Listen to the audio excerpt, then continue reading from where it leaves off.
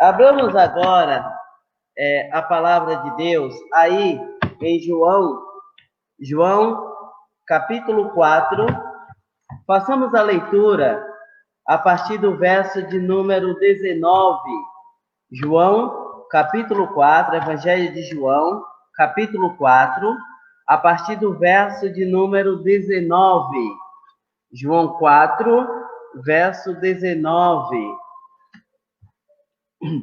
João 4, a partir do verso 19. Que diz assim: Senhor, disse-lhe a mulher, vejo que tu és profeta. Nossos pais adoraram neste monte. Vós, entretanto, dizeis que em Jerusalém é o lugar onde se deve adorar. Disse-lhe Jesus, mulher, pode crer-me que a hora vem quando nem neste monte, nem em Jerusalém adorareis o Pai. Vós adorais o que não conheceis.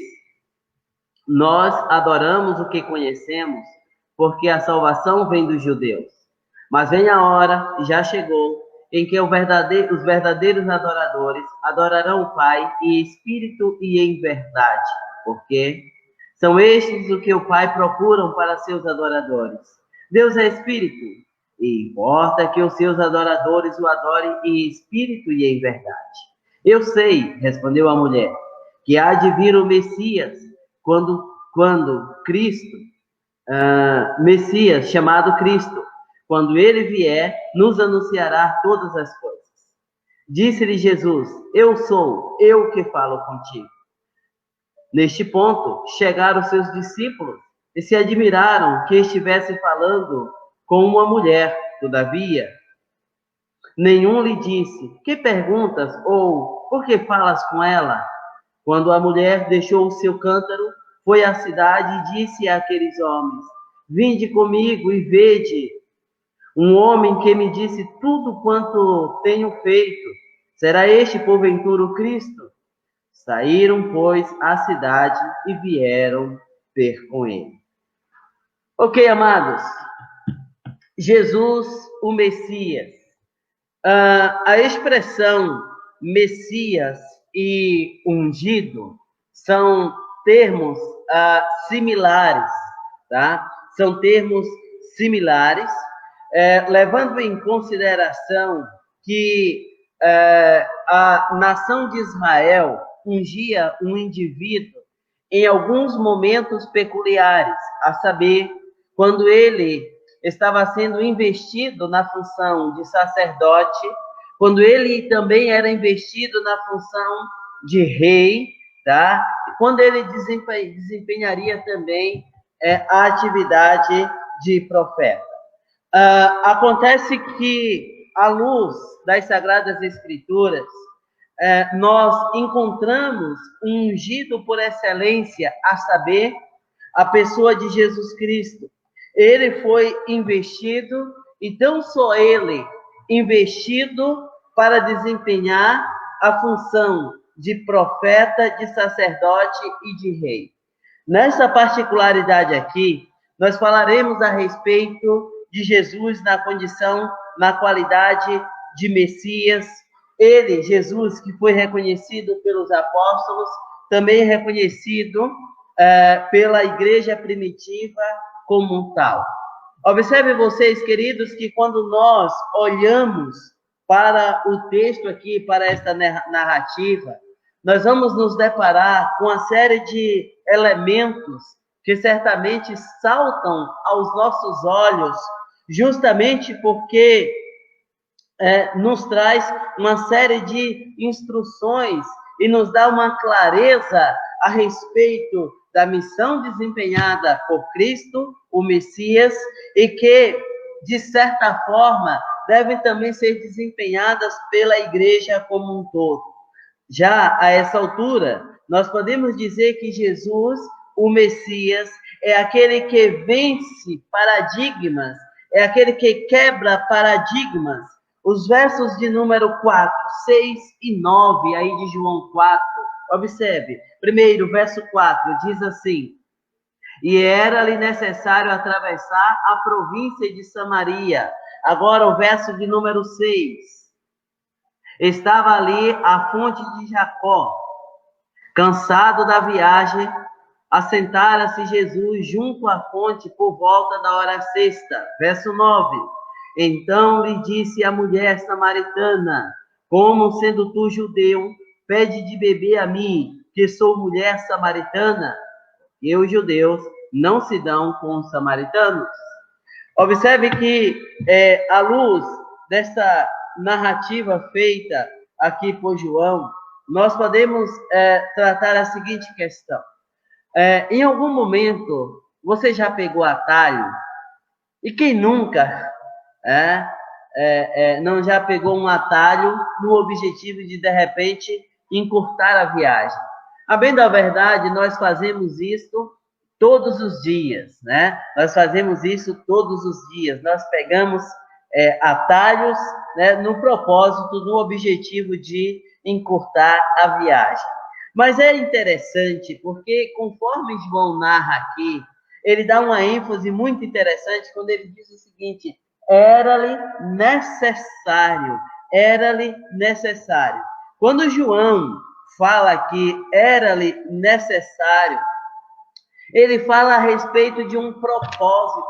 Então, o fato de Jesus passar por dentro de Samaria não era simplesmente no propósito de encurtar a viagem, mas tinha um propósito muito maior. Eu vou tratar disso um pouquinho mais adiante, mas um aspecto para o qual eu chamo a sua atenção é que existia uma rivalidade muito grande entre o judeu e o samaritano. Portanto, se o judeu pudesse evitar proximidade com Samaria, certamente ele faria. É por isso que João, aqui, ele dá a ênfase de que era necessário que Cristo passasse por Samaria. E visava justamente a quebra deste paradigma. Observe um outro aspecto que está aí no verso 6, quando João diz o seguinte, que era a hora sexta. Aqui a gente já começa a destacar o seguinte: ao que tudo indica, à luz aqui do contexto, aquela mulher, ela cultivava um estilo de vida que, de certa forma, a excluía do convívio social. A hora sexta era aquele momento onde o sol estava no seu ponto mais alto, no seu pico, aquilo que nós chamamos de sol escaldante. Então, as mulheres não iam à fonte na hora do sol escaldante, pelo contrário, mas ao contrário daquilo que poderia ser natural, esta mulher estava lá naquela fonte, num horário onde o sol estava no seu ponto mais alto. Isso indica naturalmente, conforme já disse, que muito provavelmente aquela mulher cultivava um estilo de vida que a excluía do convívio social. Aqui está um fator muitíssimo interessante, porque era necessário que Jesus passasse por ali, coisa que não era natural para os judeus, eles evitavam isso. E depois, o texto nos diz que Jesus vai até a fonte, onde justamente tinha uma pessoa em um horário onde ela não deveria estar ali. Isso é muitíssimo interessante. E aí o texto nos diz que Jesus aproxima-se daquela mulher e diz: me dá um pouquinho de água para beber. A partir daqui, o Senhor Jesus ele começa a quebrar uma série de barreiras. Nós diríamos, nos dias de hoje, que aquela mulher era marginalizada, ou ela vivia às margens da sociedade, justamente porque ela cultivava uma vida imoral. Quando você fala de imoralidade, você deve ter em mente a ideia de conceito da maioria. Esta seria a ideia. E aqui, meus queridos, o Senhor Jesus aproxima-se e começa a conversar com aquela mulher.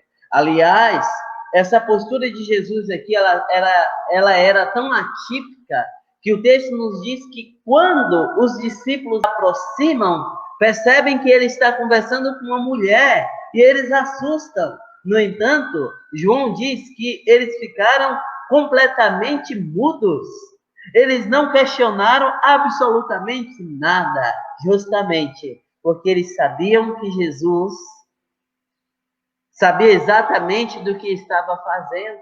Eles naturalmente ficam só a observar. Queridos, a essa altura, nós já podemos extrair uma lição muito preciosa para a nossa vida na condição, na qualidade de evangelistas, que é o seguinte: quando nós nos propomos a pregar o evangelho, nós precisamos ter em mente que não devemos escolher para quem pregar o evangelho, que nós não temos ali uma placa na pessoa dizendo, olha, essa vai aceitar, essa não vai aceitar. Essa é digna do evangelho, essa não é digna do evangelho. Não. Quando você estuda o ministério de Cristo, você vê com muita clareza que Cristo pregou para pessoas que os religiosos, em tese, não aceitavam. Os religiosos não aceitavam essas pessoas no meio ali. Não, de forma alguma. Vocês vão observar, por exemplo, que Lucas vai registrar que quando Jesus entra na casa de Zaqueu, os religiosos criticam Jesus. E, no entanto, Jesus vai lá e fala o evangelho para aquele indivíduo. Maria Madalena, né? Observe que Jesus vai lá e prega o evangelho para ela, fala do amor de Deus para ela. Ora, meus queridos, se nós queremos ser pregadores do evangelho, se nós queremos comunicar as boas novas de salvação, nós precisamos ter com muita clareza que devemos pregar para todos indistintamente, na certeza de que Deus é servido em cumprir os seus santos propósitos na vida de cada um. Uma outra ideia que nós encontramos aqui no texto é que Jesus, o Messias, é aquele que satisfaz a sede. Jesus, o Messias, é aquele que satisfaz a sede. Ora, queridos, dentro dessa perspectiva, vamos lá para João, capítulo 4, os versos 10 a 15. João 4, versos 10 a 15, que diz o seguinte, replicou-lhe Jesus, se conheceras o dom de Deus, e a quem é que te pede, dar-me de beber, tu lhe pedirias, e ele te daria água viva. Respondeu-lhe ela, Senhor, tu não tens com que atirar, e o poço é fundo. Onde, pois, tem águas vivas? Onde, pois, tens a água viva? És tu, porventura, maior do que Jacó, nosso pai, que nos deu o poço, do qual ele mesmo bebeu, e bem assim os seus filhos e o seu gado? Afirmou-lhe Jesus, quem beber desta água tornará a ter sede. Aquele, porém, que beber da água que eu lhe der, nunca mais terá sede. Pelo contrário, a água que eu lhe der, a água que eu der, será nele uma fonte a jorrar para a vida eterna. Disse-lhe a mulher, Senhor, dai-me desta água, para que não mais tenha sede, nem precise vir aqui buscá-la. Observe que a essa altura, o Senhor Jesus, ele chamará a atenção desta mulher. Um aspecto que nós precisamos atentar muito e com bastante atenção é que a palavra descreve a sede humana como sendo um aspecto da necessidade da alma.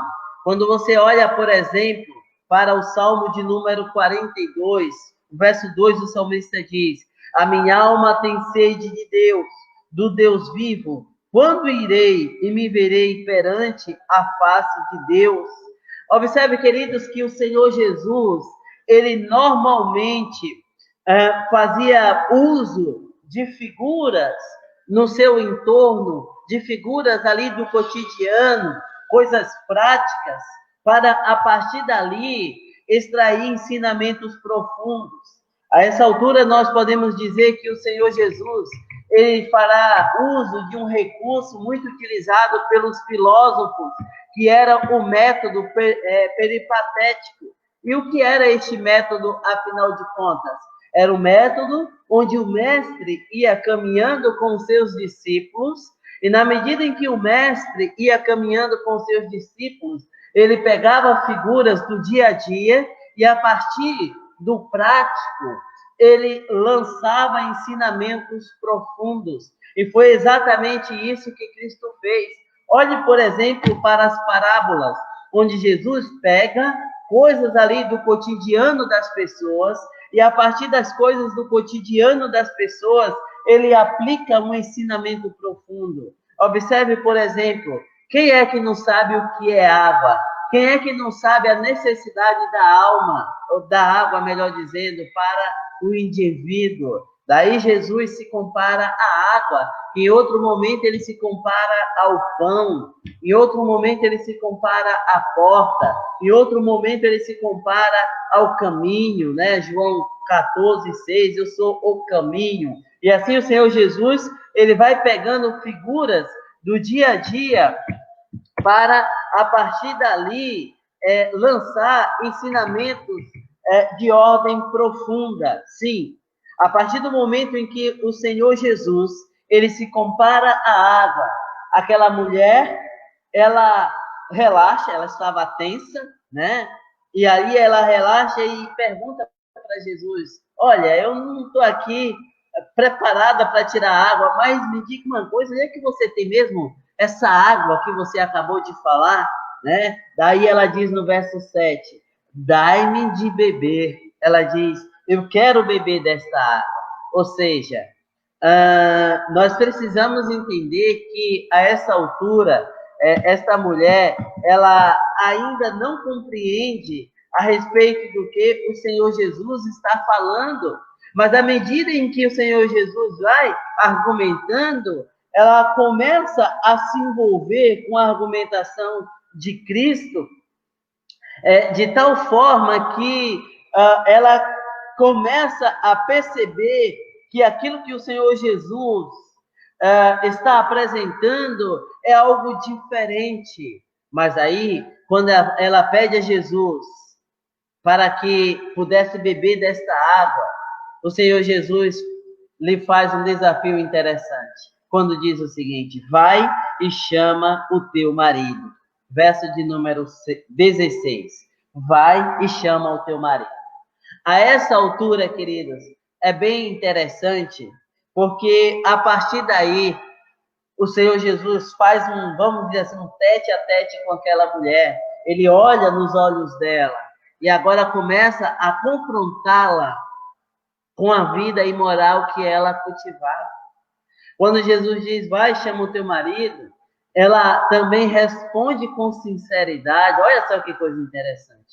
Ela responde com sinceridade, e a partir daqui o Senhor Jesus diz, olha, a vida que você vem cultivando não agrada a Deus. A vida em que você vem, o estilo de vida que você vem cultivando não é interessante. E é a partir desse instante que o Senhor Jesus reforça a necessidade de uma mudança de vida. Aqui está mais um outro aspecto para o qual eu quero chamar a sua atenção. Por favor, preste atenção. Quando nós nos propomos a pregar o Evangelho, nós não precisamos simplesmente ficar apontando o inferno para a pessoa. Alguns irmãos, claro, movidos por uma boa intenção, se propõem a pregar o Evangelho, mas passa muito mais tempo falando de inferno do que apresentando a solução propriamente dita. Ora, meus queridos, como disse um pastor, um pastor amigo meu, que as pessoas já estão perdidas, isso elas sabem. O que você precisa é mostrar o caminho contrário. O que você precisa é mostrar que há solução para o perdido, a salvação. Sim, meus amados, meus nobres irmãos, o Senhor Jesus agora ele começa a apontar para aquela mulher que é possível fazer um caminho diferente. É exatamente isso. Primeiro você confronta a pessoa com o seu erro, e isso é necessário, porque o evangelho, ele é notético, ele é confrontador. Então, para que o evangelho se estabeleça, se faz necessário que você pregue com clareza, confrontando o indivíduo com seus erros, com seus pecados, e dizendo para este indivíduo que ele precisa fazer um caminho diferente, tá? E aqui é exatamente o que o Senhor Jesus vai fazer. Com os próprios lábios, aquela mulher reconhece os seus erros, reconhece os seus pecados, ela confessa a vida imoral que vinha cultivando, e é exatamente nesse instante que Jesus, como um bom evangelista, ele aponta para esta mulher que há esperança. É isso que precisamos fazer na condição, na qualidade de evangelistas. Dizer para as pessoas, dizer para o pecador que há esperança. Pois bem, um outro aspecto que nós precisamos destacar aqui de Jesus, na condição de Messias, está nos versos 20 ao verso 26, que diz o seguinte, do verso 20 ao verso 26, que diz o seguinte: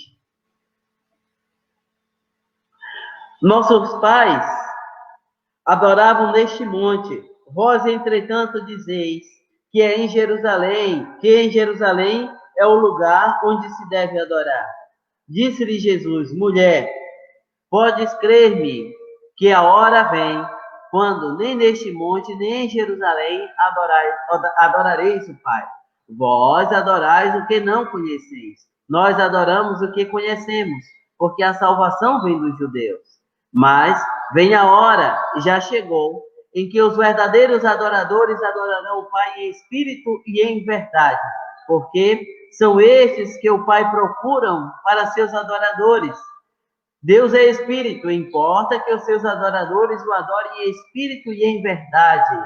Eu sei, respondeu a mulher, que há de vir o Messias, chamado Cristo, quando ele vier, nos anunciará todas as coisas.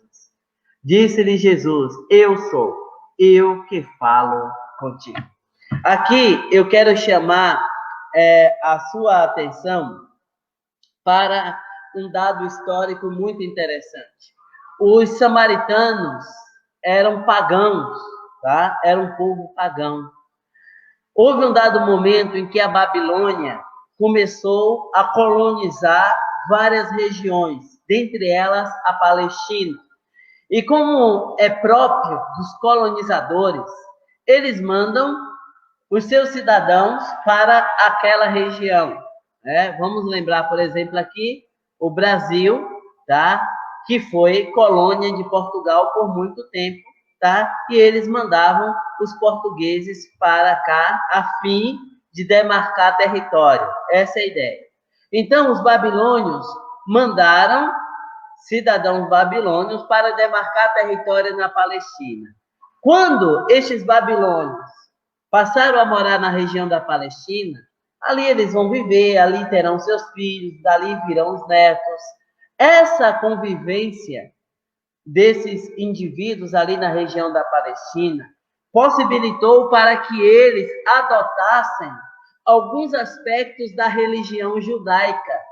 Dentre estes aspectos da religião judaica estava o monoteísmo, tá? Então, observe que a mulher chama Jacó de pai. Você observou no texto, né? A fonte do nosso pai Jacó. Acontece, queridos, que o tempo passa,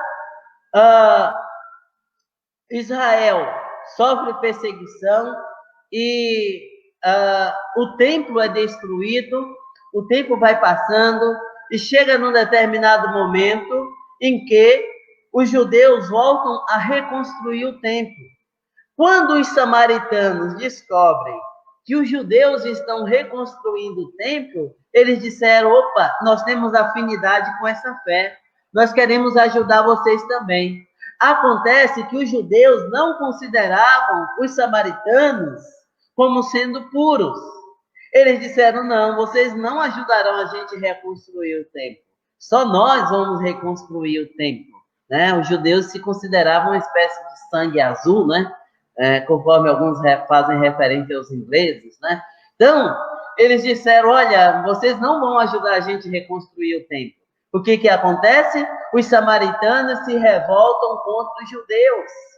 E aí, o que acontece? Os samaritanos começam a boicotar a religiosidade judaica, né? Há quem diga, por exemplo, que naqueles momentos de festividade, onde os judeus acendiam lá o fogo, etc., né? Em algumas festividades, os samaritanos acendiam em momentos diferentes para confundir o povo. Aí, como os judeus não permitem que os samaritanos ajudem na reconstrução do templo, o que eles fazem? Eles constroem um templo para eles. Por isso esse diálogo aqui com Jesus, né? Quando a mulher pergunta para Jesus, né? Se porventura existe algum outro templo, além daquele templo em Samaria, onde Deus deveria ser adorado. Por isso Jesus diz, olha, não é nem em Samaria, nem em Jerusalém, não. Porque Deus é espírito e verdade, e importa que os seus adoradores o adorem em espírito e em verdade. Aqui está um outro aspecto para o qual eu preciso chamar a sua atenção, que é o seguinte, na religião antiga, do Antigo Testamento, todos subiam para Jerusalém no propósito de adorar. Agora, as pessoas adoram nos lugares onde elas estão, certo? Nos lugares onde elas estão. É por isso que o apóstolo Paulo, em um dado momento, chamará a igreja de templo, tá?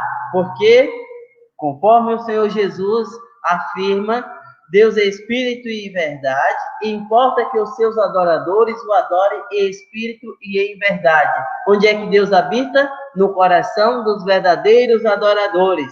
E é isso que Jesus está ensinando aqui para aquela mulher. O Senhor Jesus, na condição de Messias, é aquele que proporciona a verdadeira adoração. Sim, meus queridos, lá em João capítulo 14, verso 6, melhor dizendo, o Senhor Jesus diz o seguinte, eu sou o caminho, a verdade e a vida. Ninguém vem ao Pai senão por mim. A essa altura, queridos, a mulher é levada ao ponto maior da discussão. Sim, o Senhor Jesus argumenta para aquela mulher que não existe um lugar específico onde Deus deve ser adorado, no sentido de templo, mas Deus habita onde estão os verdadeiros adoradores. É por isso que eu gosto de insistir, e já insisti com alguns crentes, a seguinte ideia. Imagine que um crente chega para o pastor e diz assim, o culto foi frio. Como assim o culto foi frio? Como você estava? Como estava o seu coração? O seu coração estava na condição de um adorador ou você estava apenas presencialmente no templo, mas a sua mente estava em outro lugar? Você recebeu a palavra, você abriu os lábios para cantar em ato de adoração? Este é o grande desafio, queridos. Este é o grande desafio. E aí Jesus diz para a mulher samaritana, vós adorais o que não conheceis. Ou seja, Jesus, ele censura aqui o cultivo de uma religiosidade vazia e inexpressiva. E por incrível que pareça, é possível ter pessoas dentro da igreja que estão lá, que vão firmemente todos os dias para a igreja, mas que ainda assim, essas pessoas podem não nutrir uma vida de verdadeiros adoradores, tá? O que te atrai no momento em que você sobe para a adoração? A palavra, os cânticos, a comunhão, ou outros fatores te distraem? Ou outros fatores têm um peso maior na tua vida? É por isso que o Senhor Jesus, ele fala para uma mulher, sim, religiosa, muito religiosa, mas que, no entanto, está ignorante no que diz respeito à verdadeira instrução. Deus é espírito e verdade, e importa que os seus adoradores o adorem em espírito e em verdade. Ora, meus queridos, quando nós chegamos no verso de número 28, aqui está um aspecto interessante. Porque se no verso de número 25, o Senhor Jesus se apresenta claramente para aquela mulher e diz, eu sou eu que falo contigo, quando ele se apresenta como o Messias, eu sou eu que falo contigo. Já no verso de número 28 diz, quanto a mulher, deixou o seu cântaro e foi. Ou seja, para aquela mulher que agora recebeu a fonte, recebeu a água da fonte da água viva, aquela água passageira, naquele momento já não mais importa.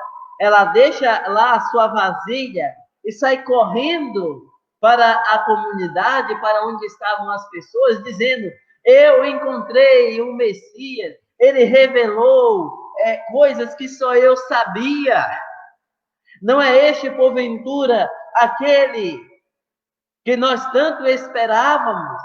Lembram quando eu falei para vocês que os samaritanos adotaram alguns aspectos da religião judaica? Dentre estes aspectos, a espera do Messias. Quando Jesus chega e conta para aquela mulher a condição em que ela vivia, ela disse, não é possível, nenhum outro conseguiria descrever isto com tanta clareza, né? Ela diz, vejo que és profeta, né? Mas o termo ali seria vidente, né? O termo ali no original. Mas é interessante, queridos, que o Senhor Jesus começa a conversar com aquela mulher e ela percebe que há algo muito mais naquela pessoa, no Cristo. Ela aceita, reconhece Cristo como o Messias, mas ela não fica para ela somente, mas ela sai correndo a chamar outros para que juntamente com ela comprovem de que realmente Cristo era o Messias que se apresentava diante dela. O verso 42 diz o seguinte, verso 42 aí de João 4, observe que coisa interessante. Diz o seguinte, e diziam à mulher, já agora não é pelo que dissestes que nós cremos, mas porque nós mesmos temos ouvido e sabemos que este é verdadeiramente o Salvador do mundo. Olha que coisa interessante. Aquela mulher sai correndo para anunciar Cristo como Messias, as pessoas voltam, ouvem Jesus e agora falam para aquela mulher, sim, nós cremos, este é o Messias. Mas agora já não cremos simplesmente porque você disse, porque nós estamos vendo e ouvindo. E de fato este é o Messias que esperávamos. Ora, queridos, aqui nós extraímos uma outra lição muito interessante. O ato de compartilharmos com outros a nossa fé. Com qual regularidade você prega o Evangelho? Com qual regularidade você fala do amor de Deus para outras pessoas? Nós vivemos na época do politicamente correto. Já me deparei com situações onde falaram para mim que não era educado confrontar as pessoas com seus erros. Isso não é correto. Isso não é ético. E aí, em nome deste politicamente correto, você se cala, você deixa de confrontar o pecador com os seus erros, você deixa de falar do amor de Deus para as pessoas. O fato, queridos, é que nós precisamos entender que na condição e na qualidade de bons discípulos, nós precisamos testificar a respeito deste Messias. Assim como fez esta mulher, no momento em que ela recebeu a palavra, ela saiu correndo a anunciar. Com que regularidade você tem falado a respeito deste Messias? Com que regularidade você tem falado do amor de Deus? Talvez você diga assim, mas cada um já tem a sua religião. Essa mulher também aqui já era uma pessoa religiosa. Mas aqui está um aspecto que eu gosto muito de enfatizar no momento em que eu estou, por exemplo, instruindo a igreja no ato de evangelizar. Não fale para as pessoas de religião. Não entre na discussão de religião. Discutir religião, via de regra, só gera discussão. Chame as pessoas para a palavra. Não ofereça para as pessoas simplesmente uma nova religião. Não ofereça para as pessoas simplesmente uma nova denominação para entrar. Não. Fale para as pessoas simplesmente do Evangelho. Conte para as pessoas simplesmente que há luz no fundo do túnel. É possível que algumas pessoas sejam muito religiosas. Eu já me deparei com algumas pessoas, de fato, muito religiosas, muito engajadas, muito comprometidas, mas de uma forma muitíssimo interessante. No momento em que nós começamos a expor as Escrituras, uma série de coisas que estavam lá atrás, a pessoa vem trazendo, vai sentindo-se à vontade. Lembra aí o episódio do diálogo com Jesus aqui? A pessoa vai sentindo-se à vontade e ela vai revelando aquilo que tem comprometido a sua comunhão com Deus. E assim você vai confrontando a pessoa com os seus erros. E assim você vai desafiando essa pessoa a voltar-se para o Senhor, que de fato é rico em perdoar. Muito bem, queridos. O que nós precisamos destacar aqui para nós já partirmos para o encerramento? Primeiro, como está a tua vida perante Deus? Depois, como será que você precisa? Como será que você melhor? Será que você porventura não necessita de Jesus, assim como a mulher samaritana? Esta é uma outra questão sobre a qual você deve pensar. Não importa quem você é, Jesus não age com preconceitos, mas ele é aquele que quebra de fato paradigmas. Depois, nós precisamos pensar no seguinte: você porventura tem sentido um vazio na sua alma? Eu digo, Cristo é aquele que pode saciar a tua sede. Ele é de fato a fonte da água viva. Ora, queridos, se você não sabe como chegar-se a Deus, saiba que Cristo sabe. E Ele pode, de fato, fazer isso na tua vida. Não te deixe levar simplesmente por uma mera religiosidade. Mas, lembre-se, Cristo é aquele que pode implantar em você a postura de um verdadeiro adorador. Adorar ao Senhor em espírito e em verdade. Este é o grande desafio. Pense em tudo que foi dito até aqui e saiba que Deus é aquele que se compadece de todos aqueles que clamam a Ele com um espírito quebrantado. Cristo é o Messias, é o dom, é o presente de Deus, de maneira que gratuitamente, por meio dele, você pode ter a sua vida transformada, assim como a mulher samaritana. E se você já tem esse Cristo, faça como a mulher samaritana e saia a anunciar. Não se deixe acanhar, mas fale para os seus familiares, para sua mãe, seu pai, seus irmãos, seus primos. Conte lá no grupo da sua família o quanto Deus é misericordioso e que essas pessoas, elas podem encontrar, sim, em Deus, o suporte que necessitam para a alma. Pense nisso. E que Deus, na sua graça e na sua misericórdia, te habilite, te possibilite a enxergar Cristo como o Messias e a anunciar este Messias aos perdidos. Que Deus, na sua graça e na sua misericórdia, abençoe imensamente a tua vida.